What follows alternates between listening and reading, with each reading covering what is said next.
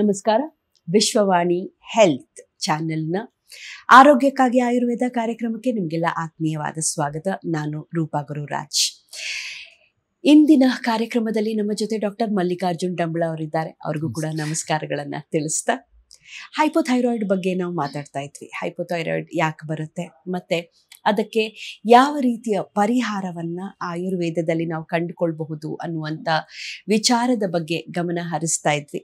ವಿಶೇಷವಾಗಿ ಒಂದು ಗೊತ್ತಾಗಿದ್ದು ಅಂದರೆ, ಥೈರಾಯ್ಡ್ ಬಂದಂಥ ಸ್ವಲ್ಪ ಸಮಯದಲ್ಲೇ ನಾವು ಆಯುರ್ವೇದ ತಜ್ಞರನ್ನ ಕಂಡ್ರೆ ಅವರ ಮೂಲಕ ನಮ್ಮ ಒಂದು ಆಹಾರ ಪದ್ಧತಿ ಮತ್ತೊಂದು ನಮ್ಮ ಜೀವನ ಶೈಲಿ ಇದನ್ನು ಬದಲಾಯಿಸೋದರ ಮೂಲಕ ಖಂಡಿತ ಈ ಹೈಪೋಥೈರಾಯ್ಡ್ ಅನ್ನ ಸಂಪೂರ್ಣವಾಗಿ ಗುಣಪಡಿಸಿಕೊಳ್ಳುವಂತಹ ಸಾಧ್ಯತೆ ಆಯುರ್ವೇದದಲ್ಲಿ ಇದೆ ಅನ್ನುವಂಥ ಒಂದು ಆಶಾದಾಯಕ ವಿಚಾರವನ್ನ ಡಾಕ್ಟರ್ ನಮಗೆ ತಿಳಿಸ್ಕೊಟ್ರು. ಅದನ್ನ ನಾವು ಎಷ್ಟು ವರ್ಷ ಹಳೇದು ಮಾಡಿಕೊಂಡು ಮತ್ತೆ ಆಯುರ್ವೇದ ತಜ್ಞರನ್ನ ಕಾಣ್ತೇವೋ ಅದಷ್ಟೇ ಹಳೆ ಕೊಳೆಯಾಗಿ ನಮ್ಮ ಬಟ್ಟೆ ಮೇಲೆ ನಿಂತ್ಕೊಳ್ಳುತ್ತೆ. ಮತ್ತೆ ಅದನ್ನು ಹೋಗಲಾಡಿಸೋದು ಕೂಡ ಅಷ್ಟೇ ಕಷ್ಟ ಆಗುತ್ತೆ ಅಥವಾ ಅಸಾಧ್ಯ ಆಗುತ್ತೆ. ಸುಮಾರು ವರ್ಷ ಥೈರಾಯ್ಡ್ ಆದ್ಮೇಲೆ ಮತ್ತಿವಾಗ ಡಾಕ್ಟರ್ನ ಕಂಡು ಈ ರೀತಿ ಸಮಸ್ಯೆ ಇದೆ ಡಾಕ್ಟರ್, ನೀವು ಹೇಳಿದ್ರಲ್ಲ ಸಂಪೂರ್ಣವಾಗಿ ಗುಣ ಮಾಡ್ಕೋಬಹುದು ಅಂತ ಕೇಳೋದಾದ್ರೆ ದಯವಿಟ್ಟು ಯೋಚನೆ ಮಾಡಿ. ಆದ್ರಿಂದಾನೇ ನಮ್ಮ ಕುಟುಂಬದಲ್ಲಿ ಯಾರಿಗಾದ್ರೂ ಥೈರಾಯ್ಡ್ ಸಮಸ್ಯೆ ಶುರುವಾಗಿದೆ ಅಂತಾದ್ರೆ ಖಂಡಿತ ಅದಕ್ಕೆ ಸಂಪೂರ್ಣವಾದ ಪರಿಹಾರ ಆರೋಗ್ಯದಲ್ಲಿದೆ ಅನ್ನೋದು ನಾವೆಲ್ಲರೂ ತಿಳ್ಕೊಬೇಕಾಗಿರುವಂತಹ ಒಂದು ಖುಷಿಯ ವಿಷಯ. ಈ ಹೈಪೋಥೈರಾಯ್ಡ್ ಆಹಾರ ಕ್ರಮದಿಂದ ಬರುತ್ತೆ ಅಂತ ಒಂದ್ ಹೇಳಿದ್ರಿ, ಓಜಸ್ಸನ್ನ ನಾವು ಗಮನಿಸ್ಕೋಬೇಕಾಗತ್ತೆ ನಮ್ಮ ದೇಹದಲ್ಲಿ ಅಂತ ಕೂಡ ಹೇಳ್ತಾ ಇದ್ರಿ. ಥೈರಾಯ್ಡ್ ಇರೋರಿಗೆ, ಹೈಪೋಥೈರಾಯ್ಡ್ ಇರೋರಿಗೆ ಅತಿಯಾದ ಸೆಕೆ ಅಥವಾ ಅತಿಯಾದ ಚಳಿ ಎರಡೂ ಆಗೋದನ್ನ ಸಾಮಾನ್ಯವಾಗಿ ನಾವು ಕೇಳ್ತೇವೆ. ಈ ರೀತಿಯ ಒಂದು ಲಕ್ಷಣ ಯಾಕೆ ಕಾಣಿಸುತ್ತೆ ಡಾಕ್ಟರ್? ಮೊದಲು ನಮಗೆ ಸೆಕೆ ಅಥವಾ ಚಳಿ ಯಾಕಾಗತ್ತೆ ಅಂತ ನಾವು ಮೊದಲು ಸಾಮಾನ್ಯವಾಗಿ ಥೈರಾಯ್ಡಿಸಮ್ ಇಲ್ಲಿ ಏನೂ ಇಲ್ಲ, ಚಳಿ ಆಗುತ್ತೆ. ಯಾರಿಗೆ ಸೆಕೆ ಜಾಸ್ತಿ ಆಗುತ್ತೆ ಅಂದ್ರೆ ಯಾರಿಗೆ ಫ್ಯಾಟ್ ಜಾಸ್ತಿ ಇದೆ ಅವರು ಫ್ಯಾನು ಅಂತ ಕೇಳ್ತಾನೆ ಇರ್ತಾರೆ. ಸ್ವಲ್ಪ ಚಬ್ಬಿ ಇದ್ದು ಫ್ಯಾಟ್ ಎಲ್ಲ ಜಾಸ್ತಿ ತುಂಬಿಕೊಂಡಿದ್ರೆ. ಯಾರು ಸಣ್ಣಗಿದ್ದಾರೆ, ಫ್ಯಾಟ್ ಕಮ್ಮಿ ಇದೆ, ಬರೀ ಮಸಲ್ಸ್ ಇದೆ, ಅವ್ರಿಗೆ ಸಾಮಾನ್ಯವಾಗಿ ಚಳಿ ಆಗುತ್ತೆ. ಇದು ಯಾಕೆ ಅಂದರೆ ಹೊರಗಡೆ ವಾತಾವರಣದಲ್ಲಿ ಇರ್ತಕ್ಕಂತಹ ಟೆಂಪ್ರೇಚರ್ನ ನಮ್ಮ ನರಗಳು ಬೇಗ ರಿಸೀವ್ ಮಾಡ್ಕೊಳ್ತೇವೆ. ಎಲ್ಲಿ ಅಂದರೆ ಮಸಲ್ ಓಪನ್ ಆದಾಗ, ಮಸಲ್ಸ್ಗೆ ನೇರವಾಗಿದ್ದಾಗ. ಒಂದು ವೇಳೆ ಫ್ಯಾಟ್ ಇತ್ತು ಅಂತ ಅಂದ್ಕೊಳ್ಳಿ, ಆ ಫ್ಯಾಟ್ ಅನ್ನುವಂಥದ್ದು ಒಂಥರ ಉಣ್ಣೆ ರಗ್ಗನ್ನು ಹೊದಿಸ್ಕೊಂಡಾಗೆ ಒಳಗಡೆ ನ್ಯಾಚುರಲ್ ಅದು ಸ್ಕಿನ್ನಿನ ಕೆಳಗೇನೆ ಫ್ಯಾಟ್ ಚೆನ್ನಾಗಿ ಸೇರ್ಕೊಂಡಿರ್ತದೆ. ಆವಾಗ ಬೇಗ ಆ ತಂಪು ರಿಸೀವ್ ಆಗಲ್ಲ, ಅವ್ರಿಗೆ ಸೆಕೆ ಜಾಸ್ತಿ ಆಗುತ್ತೆ. ಇವ್ರಿಗೆ ಬೇಗ ತಂಪು ರಿಸೀವ್ ಆಗುತ್ತೆ, ಫ್ಯಾಟ್ ಇಲ್ಲದೆ ಇರೋ ಕಡಿಮೆ ಇರೋ ಕಾರಣಕ್ಕೆ ತುಂಬ ತಿನ್ನಾಗಿರ್ತದೆ, ಅಥವಾ ಇರೋದಲ್ಲ, ಕೆಲವರಿಗಂತೂ ತುಂಬ ಕೃಷಿವಾಗಿರ್ತಾರೆ, ಇರೋದೆಲ್ಲ ಅವ್ರಿಗೆ ಚಳಿ ಜಾಸ್ತಿ ಆಗ್ತಾ ಹೋಗ್ತದೆ. ಸೊ ಇದಕ್ಕೆ ರೀಸನ್ನು ಇದು ಒಂದು ಕಾರಣ. ಆದರೆ ಇನ್ನೊಂದು ನಮ್ಮೊಳಗೆ ಮೆಟಬಾಲಿಸಮ್ ಎಷ್ಟು ನಡೀತಾ ಇದೆ ಅಂತ. ಈ ಶರೀರದಲ್ಲಿ ಆಹಾರ ಕನ್ವರ್ಟ್ ಆಗಿ ಎನರ್ಜಿನ ರಿಲೀಸ್ ಮಾಡ್ತಾ ಇರ್ತದೆ ನಿರಂತರವಾಗಿ. ಇದು ಹುಟ್ಟಿದಾಗಿಂದ ಈ ಶರೀರ ಬಿದ್ದು ಹೋಗೋ ತನಕ ಕಂಟಿನ್ಯೂ ಪ್ರೊಸೆಸ್ ಇದು. ಅಂದರೆ ಶಕ್ತಿಯನ್ನು ಉಪಯೋಗಿಸ್ಕೊಳ್ಳೋದು, ಅಂದರೆ ಆಹಾರವನ್ನು ಉಪಯೋಗಿಸ್ಕೊಳ್ಳೋದು, ಶಕ್ತಿಯನ್ನು ಬಿಡುಗಡೆ ಮಾಡೋದು, ಆಹಾರ ಉಪಯೋಗಿಸ್ಕೊಳ್ಳೋದು, ಶಕ್ತಿ ಬಿಡುಗಡೆ ಮಾಡೋದು. ಅದರಿಂದಲೇ ನಾವು ಜೀವಂತವಾಗಿ ಇರ್ತೇವೆ. ಈ ಶಕ್ತಿ ಬಿಡುಗಡೆ ಮಾಡುವಾಗ ಉಪ ಉತ್ಪನ್ನವಾಗಿ ನಮಗೆ ಹೀಟ್ ಬಾಡಿ ಒಳಗೆ ಉತ್ಪತ್ತಿ ಆಗುತ್ತೆ. ಸೊ ಇದು ಎಷ್ಟು ಉಪಯೋಗಿಸ್ಕೋತಾ ಇದೆ ಶರೀರದೊಳಗೆ ಅಂದಾಗ ಅಷ್ಟು ಶೆಕೆ ಜಾಸ್ತಿ ಆಗುತ್ತೆ. ಎಷ್ಟು ಕಡಿಮೆ ಉಪಯೋಗಿಸ್ಕೊಳ್ತಾ ಇದ್ದಾರೆ, ಶಾಂತವಾಗಿದೆ, ಅಷ್ಟು ಆರಾಮಾಗಿರ್ತದೆ. ಇಲ್ಲ ಅದು ಭಾಳ ಕಡಿಮೆ ಪ್ರಮಾಣದಲ್ಲಿದೆ, ಚಳಿ ಜಾಸ್ತಿ ಆಗುತ್ತೆ. ಮೆಟಬಾಲಿಸಮ್ ಆಗುವಂಥ ಪ್ರಮಾಣ ತುಂಬ ಕಡಿಮೆ ಇದೆ, ಚಳಿ ಜಾಸ್ತಿ ಆಗ್ತಾ ಹೋಗ್ತದೆ. ಸೊ ಚಳಿ ಜಾಸ್ತಿ ಆಗೋದಕ್ಕೂ ಕಾರಣ ನಮ್ಮ ಆಹಾರದ ಉಪಯೋಗ ಹೇಗೆ ಮಾಡ್ಕೋತಾ ಇದೆ ಶರೀರ ಅನ್ನೋದ್ರ ಮೇಲೆ. ಹಾಗಾಗಿ ಚಳಿ ಫಸ್ಟ್ ಬರೋದು ಹಾಗೆ. ಹೈಪೋಥೈರಾಯ್ಡ್ ಇರೋರಿಗೆ ಏನ್ ಸಮಸ್ಯೆ ಆಗಬಹುದು? ಈಗ ನಾನು ಮೆಟಬಾಲಿಸಮ್ ಅಂತ ಹೇಳಿದೆ. ಈ ಮೆಟಬಾಲಿಸಮ್ ಹೈಪೋಥೈರಾಯ್ಡಿಸಮ್ ಇರೋರಿಗೆ ಕಡಿಮೆ ನಡೆಯುತ್ತೆ. ಕರೆಕ್ಟ್, ಅದು ಕಡಿಮೆ ಆಗಿಬಿಡುತ್ತೆ ಮೆಟಬಾಲಿಸಮ್. ಯಾಕಂದರೆ ಅದಕ್ಕೆ ಬೇಕಾಗುವಂಥ ಹಾರ್ಮೋನ್ ಇಲ್ಲ. ಏನದು ಹಾರ್ಮೋನ್ ಅಂದರೆ ಮಾತಾಡೋಣ ಆಮೇಲೆ. ಈ ಮೆಟಬಾಲಿಸಮ್ ಕಡಿಮೆ ಆಗಿಬಿಡ್ತು ಅಂದ್ಕೊಳ್ಳಿ, ಊಟ ಮಾಡಿದ ಆಹಾರ ಏನಾಗಬೇಕದು ಪರಿವರ್ತನೆ ಆಗಲ್ಲ, ಎನರ್ಜಿ ಆಗಲ್ಲ, ಟಿಶ್ಯೂ ಆಗಿ ಬದಲಾವಣೆ ಹೊಂದಲ್ಲ, ದೇಹವಾಗಿ ಬದಲಾವಣೆ ಹೊಂದಲ್ಲ. ಈಗ ಅದು ಕುತ್ಕೋಬೇಕು ದಪ್ಪನಾಗಿ ಶರೀರದಾಗಿ. ಹಾಗಾಗಿ ಅವರು ದಪ್ಪ ಆಗ್ತಾ ಹೋಗೋದನ್ನು ನೋಡ್ತೀವಿ ನಾವು. ಯಾಕೆ? ಕನ್ವರ್ಟೇ ಆಗಲ್ಲ ಎನರ್ಜಿ. ಹಾಗೆ ದಪ್ಪ ಆಗೋದ್ರಿಂದ ಸುಸ್ತೇನಾದ್ರು ಕಮ್ಮಿ ಆಗಿದೆಯಾ? ಇಲ್ಲ, ಸುಸ್ತು ಜಾಸ್ತಿ ಆಗ್ತಾ ಹೋಗ್ತದೆ. ನೋಡೋಕೆ ಎಷ್ಟು ದಪ್ಪ ಇದೆಯಾ, ಸುಸ್ತು ಆಗ್ತಾ ಇದೆಯಾ? ನೋಡೋಕೆ ದಪ್ಪ ಇದೆಯಾ, ಐರನ್ನು ಕಮ್ಮಿ ಇದೆ, ಹಿಮೋಗ್ಲೋಬಿನ್ ಕಮ್ಮಿ ಇದೆ. ನೋಡೋಕೆ ದಪ್ಪ ಇದೆಯಾ, ಕಾಲು ನೋವುಗಳಿದ್ದಾವೆ. ಯಾಕೆ ಅಂದರೆ ದಪ್ಪ ಇರೋದೆಲ್ಲ ಸ್ಟೋರ್ ಆಗಿರೋ ಎನರ್ಜಿ, ಅದು ಬಳಸೋಕ್ಕೆ ಬರ್ತಿಲ್ಲ. ಅದು ಯಾಕೆ ಬಳಸೋಕ್ಕೆ ಬರ್ತಿಲ್ಲ? ನಾನು ಪದೇ ಉದಾಹರಣೆ ಕೊಡ್ತಾ ಇರ್ತೀನಿ. ಮನೇಲಿ ಒಂದು ಮೂಟೆ ಭತ್ತ ಇದ್ದು ಕೂಡ ಬೆಂಕಿ ಇಲ್ಲ ಅಂದರೆ, ಅಕ್ಕಿ ಇದ್ದು ಕೂಡ ಉಪವಾಸ ಸಾಯ್ಬೇಕು ನಾವು, ಬೇರೆ ದಾರಿ ಇಲ್ಲ. ಯಾಕಂದರೆ ಬೆಂಕಿ ಇಲ್ಲ ಕನ್ವರ್ಟ್ ಮಾಡಿಕೊಡೋಕ್ಕೆ. ಸೊ ಕನ್ವರ್ಟ್ ಮಾಡಿ ಕೊಡೋದಕ್ಕೆ ಬೇಕಾಗುವಂಥ ಈ ಹಾರ್ಮೋನ್ ಇದೇ ಪ್ರೊಡಕ್ಷನ್ ಕಮ್ಮಿ ಆಗ್ತಾ ಇತ್ತು ಅಂದರೆ ಅನಿವಾರ್ಯವಾಗಿ ಊಟ ಮಾಡಿದ್ದೆಲ್ಲದು ಫ್ಯಾಟ್ ಆಗಿ ಸ್ಟೋರ್ ಆಗುತ್ತೆ. ಶರೀರ ಮೆಟಬಾಲಿಸಮ್ ನಡೆಯಲ್ಲ. ಮೆಟಬಾಲಿಸಮ್ ನಡೆಯಲ್ಲ ಅಂದ ತಕ್ಷಣ ಹೀಟ್ ಲಿಬ್ರೇಟ್ ಆಗಲ್ಲ, ಸಣ್ಣ ಗಾಳಿ ಕೂಡ ಚಳಿ ಉತ್ಪತ್ತಿ ಮಾಡ್ತದೆ. ಇಲ್ಲ, ಅತಿ ಸ್ಟೋರ್ ಆಗಕ್ಕೆ ಸ್ಟಾರ್ಟ್ ಆಯಿತು, ಹೀಗೆ ಬಳಸ್ಕೊಂಡು ಅತಿಯಾಗಿ ಸ್ಟೋರ್ ಆಗಕ್ಕೆ ಸ್ಟಾರ್ಟ್ ಆಯಿತು. ಅತಿಯಾಗಿ ಸ್ಟೋರ್ ಆಗೋ ಕಾರಣಕ್ಕೆ ಹೊರಗಿನ ವಾತಾವರಣದಲ್ಲಿರ್ತಕ್ಕಂಥ ಟೆಂಪ್ರೇಚರ್ ನಮ್ಮ ನರಮಂಡಲಕ್ಕೆ, ಚರ್ಮದಲ್ಲಿ ಹರಡಿಕೊಂಡಿರ್ತಕ್ಕಂಥ ನರಮಂಡಲ, ಅದನ್ನು ಆಯುರ್ವೇದದಲ್ಲಿ ವೇದಿನಿ ತ್ವಚ ಅಂತ ಕರಿತೀವಿ, ಆ ತ್ವಚೆಯಲ್ಲಿರ್ತಕ್ಕಂಥ ನರಮಂಡಲಕ್ಕೆ ಮುಟ್ಟೋದೇ ಇಲ್ಲ ಗಾಳಿ. ಆವಾಗ ನನಗೆ ಶೆಕೆ ಬೆವರುತ್ತನಿ, ಶೆಕೆ ಇದೇ ಆಗ್ತಾ ಹೋಗ್ತದೆ. ಸೊ ಬೆವರು ಬರೋದು ಕೂಡ ಫ್ಯಾಟ್ ಕರಗಿ ಹೆಚ್ಚು ಬೆವರು ಬರೋದು ಶೆಕೆ ಆಗೋದು. ಈ ಕಡೆನೂ ಮೆಟಬಾಲಿಸಮ್ ಆಗದೆ ಇರೋದಕ್ಕೆ ಚಳಿ ಆಗೋದು. Either this or that. ಇದನ್ನು ಯಾಕೆ ಹಿಂಗೆ ಐದರ್ ದಿಸ್ ಆರ್ ದಟ್ ಅನ್ನೋದು ಯಾಕೆಂದರೆ ಇದು ಆಯುರ್ವೇದದಲ್ಲಿ ಮಾತ್ರ ಇದಕ್ಕೆ ಕರೆಕ್ಟಾಗಿ ಆನ್ಸರ್ ಸಿಗುತ್ತೆ. ನೀವು ಯಾವ ಪ್ರಕೃತಿ ಅಂತ, ಪ್ರಕೃತಿ ಏನು ಕಫ ಪ್ರಕೃತಿ ಇದೆಯೋ, ಪಿತ್ತ ಪ್ರಕೃತಿ ಇದೆಯೋ, ವಾತ ಪ್ರಕೃತಿ ಇದೆಯೋ. ಪಿತ್ತ ಪ್ರಕೃತಿ ಇದ್ದರೆ ಶೆಕೆ ಜಾಸ್ತಿ ಆಗುತ್ತೆ, ಕಫ ಪ್ರಕೃತಿ ಇದ್ದರೆ ಚಳಿ ಜಾಸ್ತಿ ಆಗುತ್ತೆ. ಸೊ ಅಲೋಪತಿಲಿ ಇದಕ್ಕೆ ಉತ್ತರ ಸಿಗಲ್ಲ, ಅದು ಐದರ್ ದಿಸ್ ಆಗುತ್ತೆ ಅಥವಾ ದಟ್, ಎರಡರಲ್ಲಿ ಒಂದು ಅಂತ. ಸೊ ಇದು ನಿಜವಾದ ಕಾರಣ ಥೈರಾಯ್ಡಿಸಮಲ್ಲಿ ನಮಗೆ ಅತಿ ಚಳಿ ಅತಿ ಶೆಕೆ ಆಗೋದಕ್ಕೆ. ಇದಕ್ಕೆ ಹಾಗಾದ್ರೆ ಆಯುರ್ವೇದದಲ್ಲಿ ಪರಿಹಾರ ಇದೆಯಾ? ನಾವು ಪರಿಹಾರನ ಸರಿಯಾದ ರೀತಿಯಲ್ಲೇ ಮಾಡಬೇಕು. ಅಂದರೆ ನಾವು ಥೈರಾಯ್ಡ್ ಹಾರ್ಮೋನ್ ಕೊಟ್ಟ ತಕ್ಷಣ ಇದು ಸ್ವಲ್ಪ ಕಮ್ಮಿ ಆಗುತ್ತೆ. ಯಾಕೆ? ಖರ್ಚಾಗಕ್ಕೆ ಸ್ಟಾರ್ಟ್ ಆಗುತ್ತಲ್ಲ, ಸ್ಟೋರ್ ಆಗಿರೋದು ಎನರ್ಜಿಯಾಗಿ ಖರ್ಚಾಗಕ್ಕೆ ಸ್ಟಾರ್ಟ್ ಆಗುತ್ತೆ. ಆದರೆ ಎಷ್ಟು ಜನ ಗಮನಿಸಿ ನೋಡಿ, ಹೈಪೋಥೈರಾಯ್ಡಿಸಮ್ ಇದ್ದವರು ಅಥವಾ ಫ್ರೆಂಡ್ಸ್ ಇದ್ದರೆ, ಫ್ಯಾಮಿಲಿ ಸರ್ಕಲಲ್ಲಿದ್ದರೆ, ಹೈಪೋಥೈರಾಯ್ಡಿಸಮ್ ಮಾತ್ರೆ ತೊಗೊಂಡ ತಕ್ಷಣ ಸ್ಟೋರ್ ಆಗಿರೋದೆಲ್ಲ ಕರಗಿಬಿಟ್ಟು ನೀವು ಮತ್ತೆ ಮೊದಲಂಗೆ ಸಣ್ಣ ಏನಾಗಲ್ಲ, ಅದು ಹಾಗೆ ಇರ್ತದೆ. ದಪ್ಪ ಇರೋದೆ, ಮೂಳೆ ಸವಿತ ಇರೋದೆ, ಹಿಮೋಗ್ಲೋಬಿನ್ ಕಮ್ಮಿ ಅದು ಹಾಗೆ ಇರೋದೆ. ಬಟ್ ಥೈರಾಯ್ಡ್ ಮಾತ್ರ ತೊಗೊಂಡಿದ್ರಿಂದ ಕೆಲವು ಸಿಂಪ್ಟಮ್ಸ್ ಕಮ್ಮಿ ಆಗ್ತವೆ. ಯಾಕೆ? ಉಪಯೋಗ ಮಾಡೋಕ್ಕೆ ಸ್ಟಾರ್ಟ್ ಆಯಿತು, ಬೆಂಕಿ ಸಿಕ್ತಲ್ಲ, ಹಾಗಾಗಿ ಬರ್ನ್ ಆಯಿತು. ಬರ್ನ್ ಆದ ತಕ್ಷಣ ಎನರ್ಜಿ ರಿಲೀಸ್ ಆಯಿತು, ಸ್ವಲ್ಪ ಶೆಕೆ ಚಳಿ ಎರಡೂ ಕೂಡ ಬ್ಯಾಲೆನ್ಸ್ ಆಗಿ ಸ್ಟಾರ್ಟ್ ಆಗುತ್ತೆ. ಹಾಗೆ ಮಾನಸಿಕ ಕೆಲವು ವ್ಯತ್ಯಾಸನೇ ಆಗುತ್ತೆ. ಯಾಕಂದರೆ ಬ್ರೈನ್ಗೆ ಬೇಕಾಗುವಂಥ ಹಾರ್ಮೋನ್ ಕೂಡ ಥೈರಾಯ್ಡಲ್ಲೇ ಇರೋದ್ರಿಂದ, ಸೊ ಬ್ರೈನ್ ಸ್ಟೆಲ್ ಕೂಡ ಅದಕ್ಕೂ ಸಫಿಷಿಯೆಂಟ್ ಆಕ್ಸಿಜನ್ ಸಿಕ್ತು, ಫುಡ್ ಸಿಕ್ತು ಅಂದ ತಕ್ಷಣ ಅದು ಕೂಡ ಸ್ವಲ್ಪ ಶಾಂತ ಆಗುತ್ತೆ, ಕಿರಿಕಿರಿನೂ ಕಮ್ಮಿ ಆಗುತ್ತೆ. ಆದರೆ ಸರಿಯಾದ ಚಿಕಿತ್ಸೆ ಆಗದೇ ಇರೋದ್ರಿಂದ ಇದು ಹೀಗೆ ಉಳ್ಕೊಳ್ತದೆ. ಈ ಉಳ್ಕೊಳ್ಳೋದ್ರಿಂದ ಇವತ್ತು 25 mcg ಇರೋ ಮಾತ್ರೆ 50 ಆಗುತ್ತೆ, 75 mcg ಆಗುತ್ತೆ, 100 mcgಗೂ ಮುಟ್ಟುತ್ತೆ. ಅದ್ರ ಜೊತೆಗೆ ಕೊಡುಗೆಗಳೇನಪ್ಪ ಅಂದ್ರೆ ಮೂಳೆ ಸವೆತದ್ದು, ರಕ್ತ ಕಮ್ಮಿ ಆಗಿದ್ದು, ಇದೆಲ್ಲದೂ ಬಂದ್ಬಿಡ್ತದೆ. ಆಯುರ್ವೇದದಲ್ಲಿ ಪರಿಹಾರ ಏನಂತ, ಬರೀ ಚಳಿ ಶೆಕೆಗೆ ಪರಿಹಾರ ಮಾಡ್ಕೋತ ಕೂತ್ಕೊಂಡ್ರೆ ಕೆಲಸ ಆಗೋಲ್ಲ. ನಾನು ಆವಾಗಲೇ ಏನು ಹೇಳಿದ್ದೀನಿ, ಬೆಂಕಿ ಇಲ್ಲದೆ ಇರೋದ್ರಿಂದ ಈ ಸಮಸ್ಯೆ ಆಗ್ತಾ ಇರೋದು. ಆ ಬೆಂಕಿನೇ ಒಂದು ಹಾರ್ಮೋನ್. ಯಾವಾಗಲೂ ಈ ಶರೀರದಲ್ಲಿ ನಾವು ಅಗ್ನಿ ಅಂತ ಏನು ಕರಿತೀವೋ, ಐದರ್ ಅವು ಎಂಜೈಮ್ಸ್ ಆಗಿರ್ತವೆ, ಕೆಮಿಕಲಿ ಹೇಳೋದಾದರೆ, ಆರ್ ಹಾರ್ಮೋನ್ಸ್ ಆಗಿರ್ತವೆ. ಇವನ್ನ ಇವತ್ತಿನ ಜಗತ್ತಿಗೆ ತಾರ್ಕಿಕವಾಗಿ ಅರ್ಥ ಮಾಡಿಸೋದ್ರಿಂದ ಹೀಗೆ ಅರ್ಥ ಮಾಡಿಸ್ಬೇಕು. ನಾವು ಅಗ್ನಿ ಅಂದ್ಬಿಟ್ರೆ ಅಗ್ನಿ ಇಲ್ಲಿ ಹೊರಗಡೆ ಅಗ್ನಿಗೆ ಹೇಳ್ತಾರೆ, ಇವರು ಅಗ್ನಿ ಅಂತಾರಪ್ಪ, ಇದು ಏನು ಅಂತಲೇ ಅರ್ಥ ಆಗಲ್ಲ ಅಂತ. ಅಗ್ನಿ ಅಂದರೆ ಏನಂದರೆ, ನೀವು ಕಟ್ಟಿಗೆ ಆದರೂ ಅಗ್ನಿನೇ, LPG ಆದರೂ ಅಗ್ನಿನೇ, ಪೆಟ್ರೋಲ್ ಆದರೂ ಅಗ್ನಿನೇ, ಇವೆಲ್ಲ ಅಗ್ನಿಗೆ ವ್ಯತ್ಯಾಸಗಳು. ಪೆಟ್ರೋಲ್ಗೆ ಎಂಥ ತೀಕ್ಷ್ಣತೆ ಇರ್ತದೆ, ಹಾಗೆ ಹಾರ್ಮೋನ್ಗೆ ಅತಿ ತೀಕ್ಷ್ಣವಾದ ಅಗ್ನಿ ಅದು. ಸ್ವಲ್ಪ ವ್ಯತ್ಯಾಸ ಆದರೂ ದೊಡ್ಡ ವ್ಯತ್ಯಾಸ ಮಾಡುತ್ತೆ. ಕಟ್ಟಿಗೆ ಸ್ವಲ್ಪ ನಿಧಾನವಾದ. ಸೊ ಹೀಗೆ ವೆರೈಟಿ ಆಫ್ ಇದಾವೆ ಎಂಜೈಮ್ಸ್, ಬೇರೆ ಬೇರೆ ಎಂಜೈಮ್ಸ್ ಇದೆ, ಹಾಗೆ ಬೇರೆ ಬೇರೆ ಹಾರ್ಮೋನ್ಸ್ ಇದೆ. ಇದು ಹಾರ್ಮೋನಿಗೆ ಸಂಬಂಧಪಟ್ಟದ್ದಾದ್ದರಿಂದ ತೀಕ್ಷ್ಣವಾಗಿರ್ತದೆ, ಭಾಳ ದೊಡ್ಡ ಸಾಮರ್ಥ್ಯ ಇರುವಂಥ ಅಗ್ನಿ ಇದು. ಸೊ ಈ ಅಗ್ನಿನೇ ನಾವು ಹೆಚ್ಚು ಮಾಡ್ಕೋಬೇಕು. ಅಗ್ನಿ ಹೆಚ್ಚು ಮಾಡ್ಕೋಬೇಕಂದ್ರೆ ಏನು ಮಾಡಬೇಕು? ನಮ್ಮ ಮನೇಲಿ ಫ್ಯೂಯಲ್ ಜಾಸ್ತಿ ಇರಬೇಕು, ಸಿಲಿಂಡರ್ ಖಾಲಿ ಆಗಿರಬಾರ್ದು, ಇಲ್ಲ ಕಟ್ಟಿಗೆ ಇರಬೇಕು, ಏನಾದ್ರು ಇರಬೇಕು. ಸೊ ಈ ಶರೀರದಲ್ಲಿ ಫ್ಯೂಯಲ್ ಜಾಸ್ತಿ ಇರಬೇಕು. ಅಂದ್ರೇನು? ಸಾರ ಭಾಗ, ಎಸೆನ್ಸ್ ಇರಬೇಕು. ಎಸೆನ್ಸ್ ಈಗ ನಮ್ಮ ಭೂಮಿ ಕೆಳಗೆ ಸಿಕ್ಕಿರೋ ಪೆಟ್ರೋಲ್ ತೆಗೆದು ಎಸೆನ್ಸ್ ಅದು. ಈಗ ಶೇಂಗಾ ತೊಗೊಂಡು ರುಬ್ಬಿದ್ವಿ, ಅದ್ರ ಎಣ್ಣೆ ಬಂತು, ಅದು ಎಸೆನ್ಸ್ ಅದು. ಹಾಲು ತೊಗೊಂಡ್ವಿ, ಅದು ಬೆಣ್ಣೆ ಮಾಡಿ ತುಪ್ಪ ತೆಗೆದು, ಅದು ಎಸೆನ್ಸ್ ಅದು. ಸೊ ಇಷ್ಟಿರೋದು ಇಷ್ಟೇ ಸಿಗೋದು ಎಸೆನ್ಸ್ ತೆಗೆದಾಗ.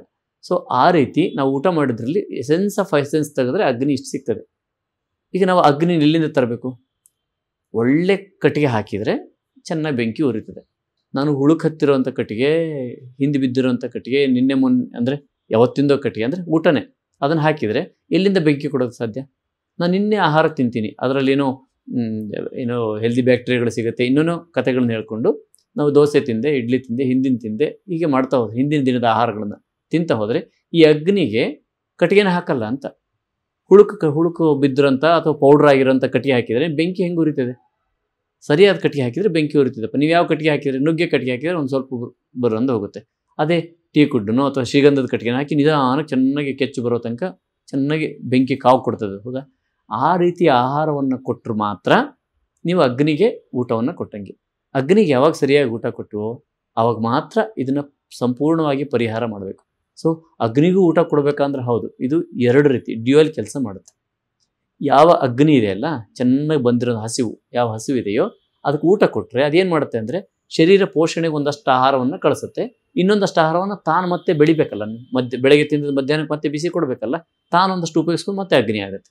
ಸೊ ಇದು ಆಗೋದು ಹೇಗೆ ಅಂದರೆ, ಬೆಳಗಿನ ಆಹಾರ ಮಧ್ಯಾಹ್ನಕ್ಕೆ ಅಗ್ನಿ ಆಗಲ್ಲ. ಇದು ಬೆಳಗಿನ ಆಹಾರ ಅಲ್ಲ, 30 ದಿನದ ಹಿಂದೆ ತಿಂದಿರ್ತಕ್ಕಂಥ ಸರಿಯಾದ ಆಹಾರ ಅಥವಾ 120 ದಿನ ಅದು 30 ದಿನದಿಂದ ಸ್ಟಾರ್ಟ್ ಮಾಡ್ತಾರೆ ಆಚಾರ್ಯರು. ರಸ, ರಕ್ತ, ಮಾಂಸ, ಮೇಧ, ಅಸ್ಥಿ, ಮಜ್ಜ, ಶುಕ್ರ ಅಂತ ಹೇಳ್ತಾ ಹೋಗ್ತಾರೆ. ಶುಕ್ರದ ನಂತರ ಓಜಸ್ಸು ಬರುವಂಥದ್ದು.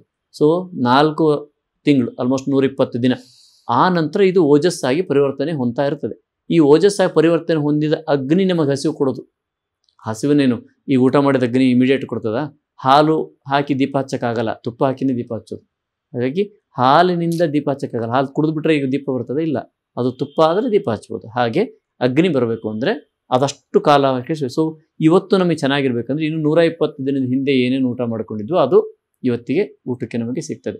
ಈ ಇಂಟೆಸ್ಟೈನ್ ಅನ್ನೋದು ನಿಮ್ಗೆ ಇತ್ತೀಚೆಗೆಲ್ಲ ಗಟ್ ಹೆಲ್ತ್ ಅಂತ ಇತ್ತೀಚೆಗೆ ಗಮನ ಬಂದಿದೆ. ಇಲ್ಲಿ ತನಕ ಗಟ್ ಏನಾದರೂ ಪರವಾಗಿಲ್ಲ, ನಾನು ಔಷಧಿ ಕೊಟ್ಟೇ ಸರಿ ಇಟ್ಬಿಡ್ತೀನಿ ಅಂತ ದೊಡ್ಡ ಹುಚ್ಚು ವೇಗದಲ್ಲಿ ಮೆಡಿಕಲ್ ಸೈನ್ಸ್ ಓಡ್ತಾ ಇತ್ತು. ಈಗ ಬಂದಿದೆ ಇಲ್ಲ ಗಟ್ ಹೆಲ್ತ್ ಚೆನ್ನಾಗಿರಬೇಕು ಅಂತ. ಹಾಗೆ ಅದು ಕೆಟ್ಟೋದ್ಮೇಲೆ ಬರುವಂಥದ್ದು. ಈಗ ಗಟ್ ಹೆಲ್ತನ್ನು ಎಲ್ಲೆಲ್ಲಿ ತುಟಿಯಿಂದ ಹಿಡಿದು ಗುದದ್ವಾರದವರೆಗೂ ಇರುವಂತಹ ಗಟ್ಟಲ್ಲಿ ಒಂದೊಂದು ಭಾಗದಲ್ಲಿ ಒಂದೊಂದು ಅಗ್ನಿ ಇದೆ. ಇಲ್ಲಿ ಬಾಯಲ್ಲಿರೋದೇ ಬೇರೆ, ಈಸೋಫೆಗಸಲ್ಲಿರೋದು ಬೇರೆ, ಜಠರದಲ್ಲಿರೋದು ಬೇರೆ, ಸೊ ಗುದದ್ವಾರದ ಹತ್ತಿರ ಇರೋದು ಬೇರೆ. ಯಾವ್ಯಾವ ಭಾಗದಲ್ಲಿ ಆಗ್ತಾ ಇದೆ ಅನ್ನೋದ್ರ ಮೇಲೆ ಇದು ಡಿಪೆಂಡ್ಸ್. ಲಾರ್ಜ್ ಇಂಟೆಸ್ಟೈನಲ್ಲಿ ಏನಾದರೂ ಈ ರೀತಿಯ ಅಗ್ನಿಯಲ್ಲಿ ವ್ಯತ್ಯಾಸ ಆಯಿತು ಅಂದರೆ ನಮಗೆ ಚಳಿ ಆಗೋದು, ಬೆವರು ಬರೋದು, ಗಾಬರಿ ಆಗೋದು, ಇವೆಲ್ಲವೂ ಆಂಗ್ಸೈಟಿ ಆಗೋದು, ಇವೆಲ್ಲವೂ ಅದಕ್ಕೆ ಸಂಬಂಧಪಡ್ತದೆ. ಹಾಗೆ ಹಾರ್ಟ್ ರೇಟ್ ಜಾಸ್ತಿ ಆಗೋದು ಅದಕ್ಕೆ ಸಂಬಂಧಪಡ್ತದೆ. ಹಾಗಾಗಿ ಪರಿಹಾರ ಅಂದರೆ ಚಳಿ ಹೋಗಿಸ್ಕೊಳ್ಳೋಕ್ಕೆ, ಬಿಸಿ ಹೋಗಿಸ್ಕೊಳ್ಳೋದಕ್ಕೆ, ಹೀಟ್ ಹಾಕ್ಕೊಡೋ ಅವೆಲ್ಲ ಪರಿಹಾರ ಅಲ್ಲ. ಬರೀ ಥೈರಾಯ್ಡ್ ಹಾರ್ಮೋನ್ ಮಾತ್ರ ಒಂದೇ ಪರಿಹಾರ ಅಲ್ಲ. ಓಜಸ್ಸನ್ನು ವೃದ್ಧಿ ಮಾಡೋದಕ್ಕಂಥ ಆಹಾರಗಳು, ಕೇವಲ ಆಹಾರ ಸಾಕ ಇಲ್ಲ, ಕಡ್ಡಾಯವಾಗಿ ಆಯುರ್ವೇದದಲ್ಲಿ ಔಷಧಿಗಳು ಬೇಕು. ಯಾಕೆ? ಓಜಸ್ಸನ್ನು ವೃದ್ಧಿ ಮಾಡೋದಕ್ಕೆ ಆಹಾರ ಕೊಟ್ಟರೆ, ಬೆಂಕಿನೇ ಇಲ್ಲದೆ ಇದ್ದರೆ ಈ ಆಹಾರ ಕೊಟ್ಟರೆ ಎಲ್ಲಿಂದ ಪಚನ ಆಗುತ್ತೆ? ಬೆಂಕಿನೇ ತುಂಬ ಕಡಿಮೆ ಇದೆ, ನಾವು ಒಳ್ಳೊಳ್ಳೆ ಅಕ್ಕಿ ಕೊಟ್ಟರೆ, ಅಗ್ನಿ ಚೆನ್ನಾಗಿಲ್ದಾಗ ಅಮೃತ ತಿಂದರೂ ಕೂಡ ಅದು ವಿಷವಾಗಿ ಪರಿವರ್ತನೆ ಹೊಂದುತ್ತೆ. ಯಾಕೆ? ಅದೇನು ಕೆಲಸ ಮಾಡೋಕ್ಕಾಗೋದಿಲ್ಲ. ಹಾಗಾಗಿ ಪ್ರಾರಂಭದಲ್ಲಿ ಕನಿಷ್ಠ ಒಂದು 6 ತಿಂಗಳಾದರೂ ಸ್ವರ್ಣಭಸ್ಮಕ್ಕೆ ಸಂಬಂಧಪಟ್ಟಂತಹ ಔಷಧಿ ಯೋಜನೆಗಳಿರ್ತದೆ. ಕಾಸ್ಟ್ಲಿ ಆಗ್ಬೋದು, ಗೋಲ್ಡ್ ರೇಟ್ ಜಾಸ್ತಿ ಆದಂಗೆ ಇದು ರೇಟ್ ಜಾಸ್ತಿ ಆಗುತ್ತೆ. ಆಯುರ್ವೇದ ಔಷಧಿ ಜಾಸ್ತಿ ಅಲ್ಲ, ಗೋಲ್ಡ್ ರೇಟ್ ಜಾಸ್ತಿ ಅಷ್ಟೇ. ಹಾಗೆ ಖಂಡಿತವಾಗ್ಲೂ ಬೇಕಾಗುತ್ತೆ. ಯಾಕೆಂದರೆ ಅದೇ ಎಸೆನ್ಸ್. ಈ ಸೃಷ್ಟಿಯಲ್ಲಿ ಇನರ್ಟ್ ಮೆಟಲ್ ಅಂದರೆ ಸ್ವರ್ಣಭಸ್ಮ. ಇನರ್ಟ್ ಮೆಟಲ್ ಅದು ಇನ್ನೇನು ಪರಿವರ್ತನೆ ಆಗೋದಕ್ಕೆ ಅದಕ್ಕೇನೂ ಇಲ್ಲ. ನೀವೆಂಥ ಭಸ್ಮ ಮಾಡಿದರೂ ತುಂಡಾಗುತ್ತೆ ಹೊರತು ಬೂದಿ ಆಗಲ್ಲ ಅದು. ಸೊ ಹಾಗಾಗಿ ಇನರ್ಟ್ ಮೆಟಲ್. ಹಾಗೆ ನಮ್ಮ ಶರೀರದಲ್ಲಿ ಇನರ್ಟ್ ಯಾವುದು, ಇನ್ನೇನೂ ಬದಲಾವಣೆ ಆಗದೇ ಇರುವಂಥದ್ದು ಯಾವುದು ಅಂದರೆ ಓಜಸ್ಸು. ಇನ್ನೇನು ಮನುಷ್ಯ ಭಗವಂತ ಆಗಬೇಕು ಅಷ್ಟು ಬಿಟ್ಟರೆ ಅದು ಓಜಸ್ಸೇ. ಸೊ ಹಾಗಾಗಿ ಆ ಓಜಸ್ಸನ್ನು ಹೆಚ್ಚು ಮಾಡಬೇಕಂದ್ರೆ ಅದಕ್ಕೆ ಸಂಬಂಧಪಟ್ಟಿರ್ತಕ್ಕಂತಹ ಸ್ವರ್ಣ ಭಸ್ಮವನ್ನೇ ಪ್ರಧಾನವಾಗಿ ಬಳಸಿ, ಯಾವ ಹಾರ್ಮೋನ್ ಎಷ್ಟು ಅಂದರೆ ಯಾವ ಭಾಗ, ಕರುಳಿನ ಯಾವ ಭಾಗದಲ್ಲಿ ವ್ಯತ್ಯಾಸ ಆಗಿದ್ದರಿಂದ ಇದು ಉತ್ಪತ್ತಿ ಆಗಿದೆಯೋ ನೋಡಿ ಅದಕ್ಕೆ ಸಂಬಂಧಪಟ್ಟ ಔಷಧಿಗಳನ್ನು ಸೇರಿಸಿ ಸ್ವರ್ಣಭಸ್ಮದ ಜೊತೆ ಕೊಟ್ಟರೆ ಇದು ಪೂರ್ಣ ಪರಿಹಾರ ಆಗ್ತದೆ ಹೊರತು ಮೇಲ್ಮೇಲೆ ಮಟ್ಟದಲ್ಲಿ ಪರಿಹಾರ ಆಗೋದಿಲ್ಲ. ಸಣ್ಣ ಹಂತದಲ್ಲಿ ಬಂದರೆ, ಮೊದಲಿಗೆ ಬಂದರೆ ಬರೀ ಐರನ್ ಸಾಕು, ಲೋಹ ಭಸ್ಮ ಸಾಕು. ಲೋಹ ಭಸ್ಮ ಸಣ್ಣದದು, ಭಾಳ ಖರ್ಚಿರಲ್ಲ ಅದರೊಳಗೆ. ನೀವು ಕಬ್ಬಿಣಕ್ಕೂ ಬಂಗಾರಕ್ಕೂ ಇಲ್ಲಿಂದ ಡಿಫ್ರೆನ್ಸ್, ಅಷ್ಟು ಡಿಫ್ರೆನ್ಸ್ ಇರ್ತದೆ ಇದರಲ್ಲಿ ಖರ್ಚಲ್ಲಿ ಕೂಡ. ಸೊ ಸಣ್ಣ ಲೋಹ ಭಸ್ಮ, ಯಾಕಂದರೆ ಕರಳಿನಲ್ಲಿ ಸಣ್ಣ ಮಟ್ಟದಲ್ಲೇ ಬದಲಾವಣೆ ಆಗಿರುತ್ತೆ. ಇದೆಲ್ಲದು ಕರಳಿಗೆ ಸಂಬಂಧಪಡ್ತದೆ ಮತ್ತೆ, ಯಾಕಂದರೆ ಬೆಂಕಿ ಇಲ್ಲಿಂದನೇ ಉತ್ಪತ್ತಿ ಆಗೋದು. ಹಾಗಾಗಿ ಆ ಸಣ್ಣ ವಿಷಯವನ್ನು ತಗೊಂಡು ಪೂರ್ತಿ ಗುಣ ಮಾಡುವಂಥದ್ದು ಪ್ರಾರಂಭದ ಹಂತದಲ್ಲೇ ಇರ್ತದೆ.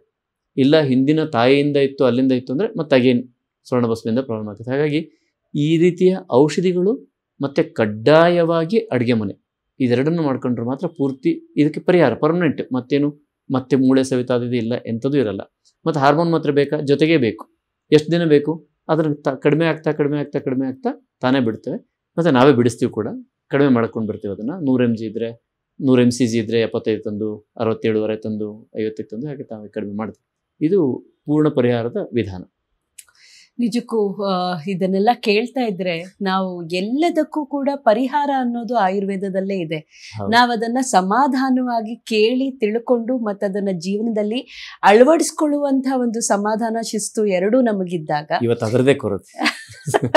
ಒಂದು ಸಮಾಧಾನ ಇಲ್ಲ. ಹೌದು. ಎರಡನೇದು ಅಶಿಸ್ತು. ಅಯ್ಯೋ ಇಷ್ಟೊಂದು ಯಾರು ಮಾಡ್ಬೇಕು ಅಂತ ಮಾತ್ರ ನಂಗೆ ಸಾಕು ಅಲ್ವಾ?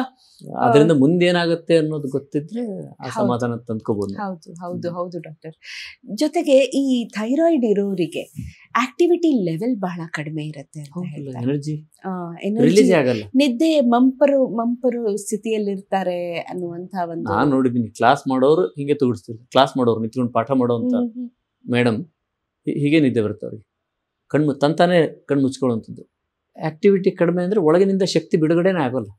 ಬಿಡುಗಡೆ ಆಗಲಿಲ್ಲ ಆ ಶಕ್ತಿ ಅಂದರೆ ಆ ಶಕ್ತಿನೇ ಜೀವನ ಈಗ ಅದು ಸದ್ಯಕ್ಕೆ. ನೀವು ಏನಾದರೂ ಹೇಗಾದ್ರೂ ಹೇಳ್ಕೊಳ್ಳಿ, ಒಳಗಡೆಯಿಂದ ಶಕ್ತಿ ಎಷ್ಟು ಬಿಡುಗಡೆ ಆಗ್ತಾ ಅಷ್ಟು ಮನುಷ್ಯ ಉತ್ಸಾಹವಾಗಿರ್ತಾನೆ, ಅಷ್ಟೇ ಆ್ಯಕ್ಟಿವ್ ಆಗಿರ್ತಾನೆ. ಶಕ್ತಿನೇ ಬಿಡುಗಡೆ ಆಗ್ತಿಲ್ಲ ಅಂದರೆ ಎಷ್ಟು ಕೆಲಸ ಮಾಡೋದಕ್ಕೆ ಸಾಧ್ಯ?